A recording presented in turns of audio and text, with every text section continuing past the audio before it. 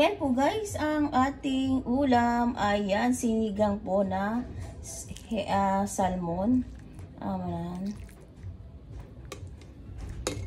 Ayan po guys, salmon head po ang ating ulam guys. Ayan. Ito guys, kangkong. Nilagay po natin ng kangkong sa sili.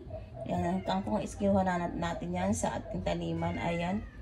Ayan po guys. Ayan. Kaya kung may tanim tayo guys, dahil tipid na din po kasi hindi na natin isang bibilihin yung kangkong na nilagay po natin sa ating gulay. Ayan po guys. Ayan siya. Yummy, yummy lunch. Ayan po guys. Tara guys, kain na po tayo guys. Ayan, sarap ng sabaw guys.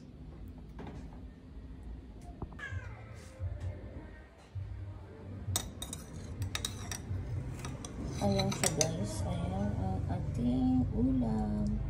Ayan, sarap niyan po guys. Sinigang po natin yan. Salmon head. Ayan, sarap niyan po guys.